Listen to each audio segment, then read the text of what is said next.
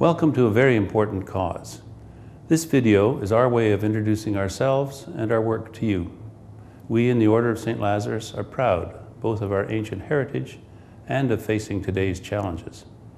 It is our hope that you too might see the need and consider joining us. A tsunami tidal wave crashed into the resort area of Thailand today, killing hundreds and making thousands homeless. Hurricane Katrina made landfall today, smashing the Louisiana coast with winds of over 100 miles an hour. Flooding has paralyzed the country for miles around, and the forecast calls for 3 more days of rain. A tornado ripped through the county, causing widespread damage and loss of life. An earthquake measuring 5.6 has occurred in central China. No word yet on the extent of damages.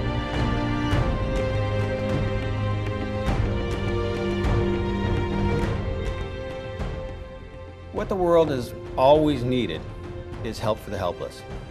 What the world has always needed and needs today, more than ever, is for individuals to band together and show courage in action. And one thing is certain, the need for nobility, for loyalty, for tenacity, and especially for compassion never changes, ever. And that is the mission of the Order of Companions, the Order of St. Lazarus.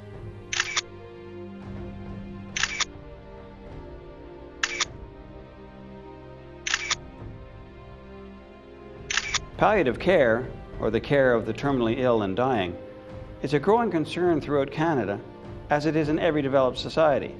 But did you know that the first hospice in the world was established outside the walls of Jerusalem in the 11th century? It was set up by the first Knights of St. Lazarus. These brave men were, in every sense, the medics of the Crusades. At first, the Order's special concern was for those suffering from leprosy, one of the oldest and most feared of diseases. But now the Order includes both women and men from all walks of life, and their mission has expanded. One doesn't often think of knights and healing in the same thought, but with the Order of St. Lazarus, we can make that connection. Through their commanderies or local branches, the Order has been responsible, among other things, for palliative care beds, for hospice education, and for this book on care for the dying, The Caregiver's Guide. It's a wonderful resource for helping family members and other volunteers work with the terminally ill.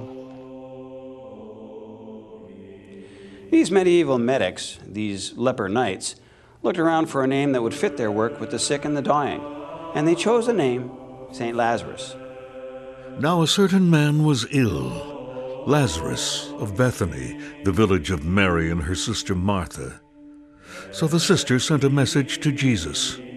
"Lord," they said, "he whom you love is ill." He was the friend of Jesus, Jesus' best friend, according to some. Lazarus was the one who was said to have been raised by Jesus from the dead. It's the only place in the Bible where it says that Jesus actually weeps when his friend dies. So the way I see it, what's important to the Order is a lesson they learned centuries ago. That lesson, that wherever there is need or suffering, there should always be companionship and hope. Now, the Order of St. Lazarus is a non-profit federal institution with fully accredited charitable status. It was reborn actually, in Canada in 1962. That year, the Honourable Kay Keeler Mackay, the Lieutenant Governor of Ontario, arranged for 20 people to be invested. The Order of St. Lazarus' stated purpose at that initial investiture, and ever since, has been to support medical research. To engage in hospice and leprosy care. To help in ecumenical initiatives, partly by sponsoring bursaries to deserving and needy Canadian students. And to alleviate suffering. The cross is green, because green is the color of plants, trees, and growing things. But since the 1960s, Canada has changed, and the Order has changed with it. From those humble beginnings, St. Lazarus has spread and prospered. These days, the women and men of the Order of St. Lazarus in Canada come from all backgrounds and all walks of life. In addition to helping with education and funding palliative care in Canada, and to our monetary support for global disaster relief, the Canadian Order of St. Lazarus also supports international centres where leprosy is treated. 3 such places where the Knights are helping are the Little Flower Hospital in Nihar, India, the Nainai Hospital in Uttar Pradesh, and the McKean Rehabilitation Center for Leprosy Patients in Thailand. Now, you might be asking yourself about this term knights. Why in the world would any society anywhere need knights? Aren't they symbols of a bygone day? What place is there in today's globalized world culture for chivalry?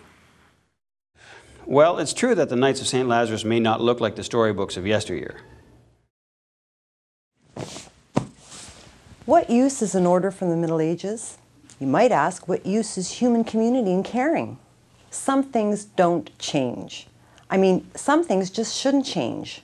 What hasn't gone out with the times and should never go out of date are certain values. From the traditional oath of knighthood, we hear that nobility, courage, loyalty, courtesy, largesse, hardiness, prowess, humility, and tenacity are the highest ideals of knighthood.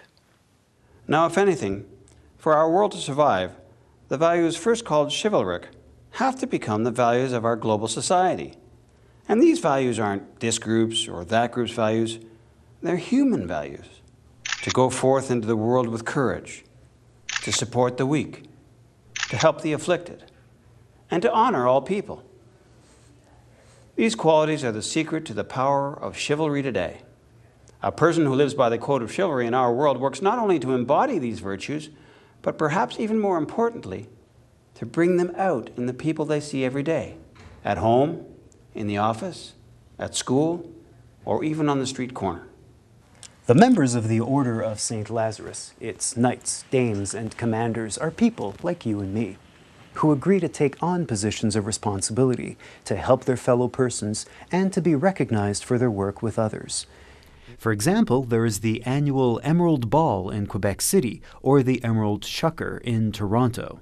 Other commanderies across Canada host other events. We hope that some part of our tradition and mission, our history, our commitments, and our work has perhaps brought you to the point of asking how you might become involved. To that end, the Military and Hospitaller Order of St. Lazarus would like to share with you our exciting new directions.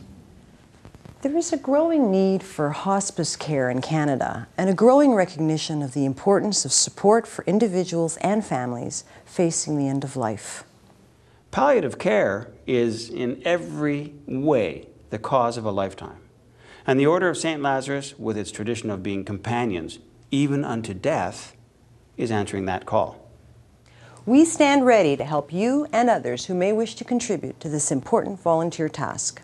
So, you may be asking yourself how you can find out more about the Order, perhaps with the option of becoming a palliative care volunteer, or perhaps also a member of the Order itself. You may be interested in finding out more about how to contribute financially to our palliative care, disaster relief, or other efforts.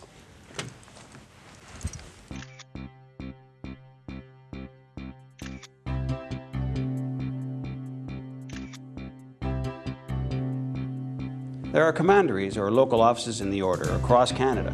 Members can be found in Atlantic Canada, in Quebec, in Ontario, across the Prairie provinces, and in British Columbia. Wherever you are, someone from the Order of St. Lazarus will be happy to talk to you about sharing in this exciting work. Contact us for more information. We welcome you to our cause.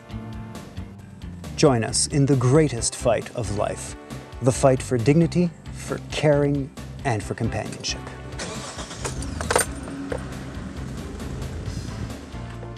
Our children, and their children, and their children will not ask what we built, how much money we made, or what degrees we had, or any of these questions. The most important question our children and their children and their children will ask, did they care? And what will our answer be?